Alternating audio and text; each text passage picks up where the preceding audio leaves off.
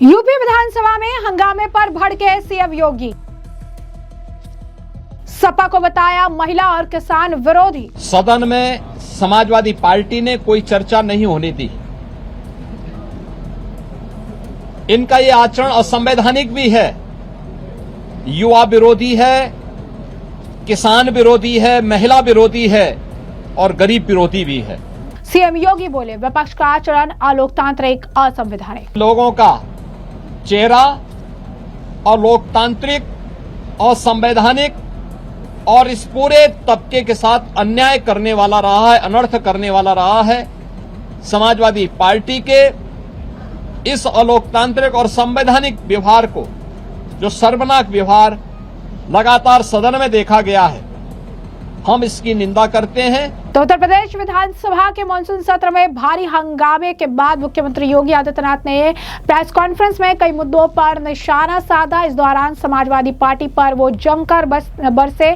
CM योगी ने press वार्ता के दौरान कहा, जो अलोकतांत्रिक और असंवैधानिक चेहरा है वो एक बार फिर से विधानसभा सत्र के दौरान देखने को मिला है। विधानसभा सत्र को हंगामे के हवाले करना प्रदेश के युवाओं, किसानों, महिलाओं और गरीबों के साथ भारी अन्याय है। मॉनसून सत्र में युवाओं के लिए, किसानों के लिए, आधी आबादी महिलाओं के लिए और गरीबों के लिए नई योजनाएं प्रारंभ हो। युवाओं के रोजगार और उनके स्किल के लिए, किसानों के लिए कोई नई योजना घोषित हो सके, गरीबों के कल्याण के लिए कोई नए कार्यक्रम आगे बढ़ सके और महिलाओं के सम्मान और स्वावलंबन के लिए भी कुछ अतिरिक्त प्रयास आगे बढ़े। उन्होंने कहा, इन चीजों के लिए हम 59,000 करोड़ रुपए से अधिक की अनुपूरक बजट को लेकर भी आए थे, जिसके लिए इन सभी मदों में धनराशि की व्यवस्था भी थी। नई योजना को घोषित करने के लिए चर्चा विधानसभा में हो सके, लेकिन ऐसा होने नहीं दिया गया। हम कल्याणकारी कार्यक्रमों के साथ आए थे, मगर सपा की नकारात्मक रवैये के कारण युवाओं, किसानों के मुद्दे पर, महिलाओं के स्वावलंबन के मुद्दे पर या गरीबों के लिए बनने वाली वेलफेयर की अन्य स्कीमों के मुद्दे पर सदन में समाजवादी पार्टी ने कोई चर्चा नहीं होने दी। इनका यह आचरण असंवैधानिक भी है, किसान विरोधी है, युवा विरोधी है, महिला विरोधी है और गरीब विरोधी भी है। क्या कह रही हैं सीएम योगी आदित्यनाथ, सुनिए। जो अलोकतांत्रिक और असंवैधानिक चेहरा है वो एक बार फिर से विधानसभा सत्र के दौरान देखने को मिला है।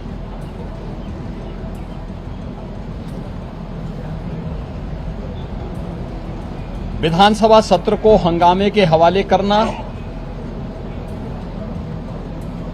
प्रदेश के युवाओं, किसानों,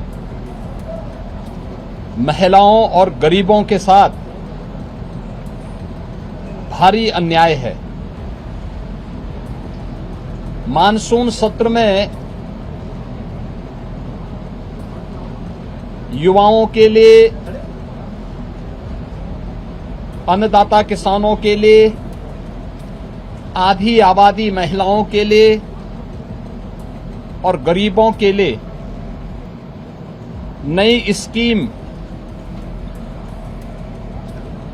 नई योजनाएं प्रारंभ हो। युवाओं के एम्प्लॉयमेंट के लिए, उनकी स्किलिंग के लिए, अन्नदाता किसानों के लिए कोई नई योजना घोषित हो सके, गरीबों के कल्याण के लिए कुछ नए कार्यक्रम आगे बढ़ सकें और महिलाओं के सम्मान और उनके स्वावलंबन के लिए भी कुछ अतिरिक्त प्रयास आगे बढ़ें। इसके लिए हम लोग 59,000 करोड़ रुपए से अधिक की अनुपूरक बजट को भी लेकर के आए थे, जिनके लिए इन सभी मदों में धनराशि की व्यवस्था भी थी। नई योजनाओं को घोषित करने के लिए चर्चा विधानसभा में हो सके, इसके लिए उन कार्यक्रमों के साथ हम लोग आए थे। लेकिन समाजवादी पार्टी के नकारात्मक रवैये के कारण युवाओं के मुद्दे पर, अन्नदाता किसानों के मुद्दे पर, महिलाओं के स्वावलंबन के मुद्दे पर या गरीबों के लिए बनने वाली वेलफेयर की अन्य स्कीमों के मुद्दे पर सदन में समाजवादी पार्टी ने कोई चर्चा नहीं होने दी। इनका ये आचरण असंवैधानिक भी है, युवा विरोधी है, किसान विरोधी है, महिला विरोधी है और गरीब विरोधी भी है। 59,000 करोड़ रुपए से अधिक का अनुपूरक बजट इन नई मांगों के साथ साथ प्रदेश के इंफ्रास्ट्रक्चर की स्ट्रेंथनिंग के लिए, एक्सप्रेस वे के नेटवर्क को और बेहतर बनाने के लिए जो माननीय जनप्रतिनिधियों ने डिमांड की थी, उसके लिए भी धनराशि का प्रावधान किया है। हमने प्रदेश के अंदर उस तबके के लिए जो अब तक प्रदेश के विकास में मजबूती के साथ लगकर के काम कर रहा था, आंगनवाड़ी, आशा वर्कर, रसोइया, ग्राम चौकीदार,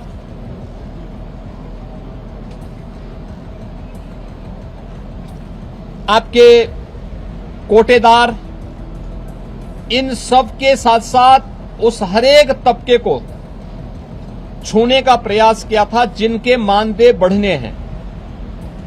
निराश्रित महिला पेंशन, वृद्धावस्था पेंशन, दिव्यांगजन पेंशन में भी वृद्धि हो, चर्चा हो, जो लोग अब तक इन योजनाओं से जुड़ नहीं पाए थे उन लोगों को जोड़ने का प्रावधान हो, इन सब पे सदन में चर्चा हो।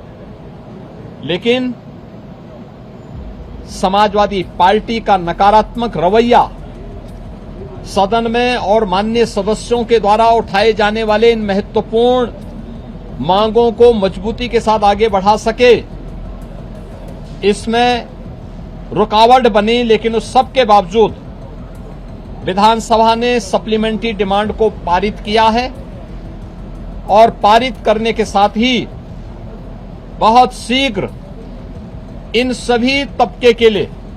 तो जैसा कि आपने उनका बयान सुना है, इससे पहले भी आपको बता दें कि विधानसभा में प्रश्नकाल शुरू होते ही विपक्ष ने राम मंदिर में कथित चढ़ावा चोरी, शिक्षक भर्ती, पेपर लीक, अन्य मुद्दों को लेकर जोरदार हंगामा किया।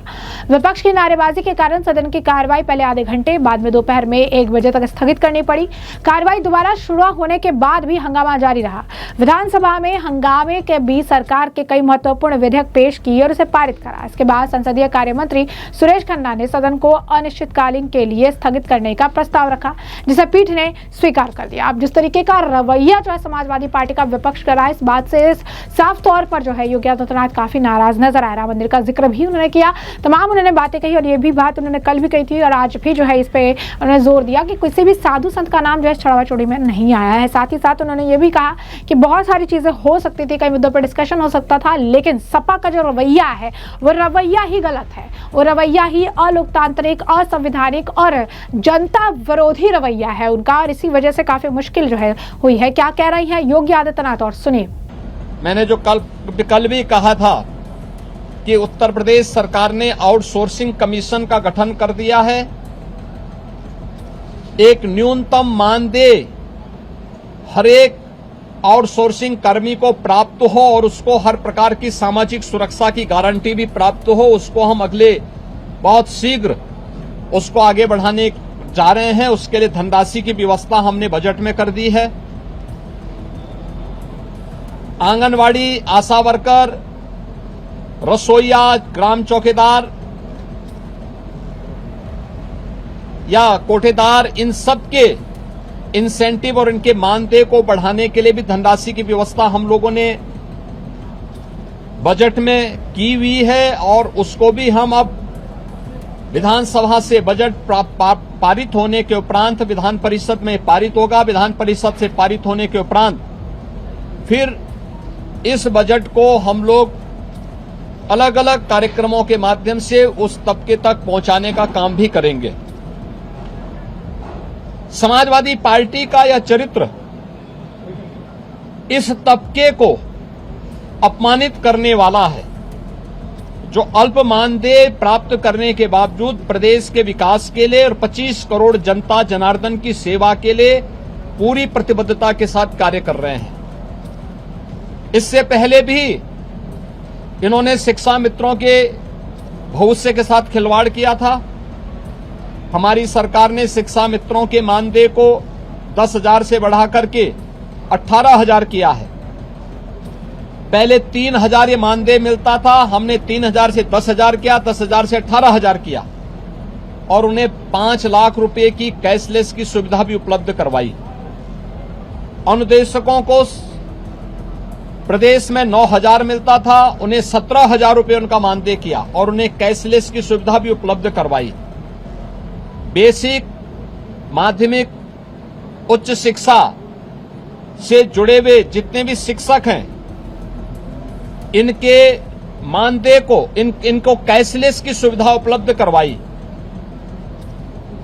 अन्य तमाम तबके के लिए बेहतरीन स्कीम को लेकर के, योजनाओं को लेकर के हम सप्लीमेंट्री डिमांड्स में आए थे और इन सब के साथ साथ सामाजिक न्याय के लिए अपना जीवन समर्पित होने वाले उन सभी महापुरुषों के लिए, जिनमें बाबा साहब भीमराव अंबेडकर हैं, जिनमें महर्षि वाल्मीकि जी हैं, संत शिरोमणि सदगुरु रविदास जी महाराज हैं, सामाजिक न्याय के पुरोधा के रूप में और महिला शिक्षा का पुरजोर समर्थन करने वाले संत ज्योतिबा फुले हैं, साहू जी महाराज हैं। इन सभी लोक माता अहिल्याबाई होलकर जी हैं। इन सब के बारे में भी हम लोगों ने इस बजट में चूंकि प्रावधान किया है 407 करोड़ रुपए उनकी मूर्तियों पे छाजन लगाने और सुरक्षित पार्क के लिए, बाउंड्री वाल के लिए इतनी धनराशि की व्यवस्था इस सप्लीमेंट्री डिमांड्स में थी, वह न पास हो, इसके लिए समाजवादी पार्टी ने लगातार सदन की कार्रवाई को बाधित किया, लगातार व्यवधान पैदा करने का लगातार प्रयास किया। लेकिन इनके व्यवधान के बावजूद सप्लीमेंट्री डिमांड्स विधानसभा से पारित हुई है। विधानमंडल से पारित होने के उपरांत ये सभी कार्य तय सीमा के अनुरूप आगे बढ़ेंगे और सामाजिक न्याय के सभी पुरोधाओं को, सभी महापुरुषों को भी सम्मान मिलेगा। समाजवादी पार्टी के दोहरे चरित्र के खिलाफ, जो दलित विरोधी है, पिछड़ा विरोधी है, युवा विरोधी है, किसान विरोधी है, महिला विरोधी है, गरीब विरोधी है, इन सब चेहरे का उजागर आज उत्तर प्रदेश सदन ने किया है कि इन लोगों का चेहरा और लोकतांत्रिक और संवैधानिक और इस पूरे तबके के साथ अन्याय करने वाला रहा है, अनर्थ करने वाला रहा है। समाजवादी पार्टी के इस अलोकतांत्रिक और संवैधानिक व्यवहार को, जो शर्मनाक व्यवहार लगातार सदन में देखा गया है, हम इसकी निंदा करते हैं और प्रदेशवासियों को इस बात के लिए आश्वस्त करते हैं कि डबल इंजन की एनडीए सरकार ने पिछले 9-9.25 वर्ष के अंदर जिस प्रतिबद्धता के साथ समाज के प्रत्येक तबके के हितों के लिए कार्य किया है, उसी प्रतिबद्धता के साथ यह अभियान बिना रुके, बिना डिगे, बिना थके आगे बढ़ेगा। बहुत बहुत धन्यवाद। तो ऐसे में आपने तमाम बयान सुन लिए हैं और हमने आपको जो पूरा मामला है विस्तार से बता दिया है कि पूरा मामला क्या है, किस तरीके से योगी आदित्यनाथ ने जो है समाजवादी पार्टी पर निशाना साधा है। तमाम आपने बयान सुने हैं इस पूरे मामले पर। अब आपकी भी जो राय हो कमेंट सेक्शन में कमेंट करके जरूर से जरूर साझा करिएगा। धन्यवाद।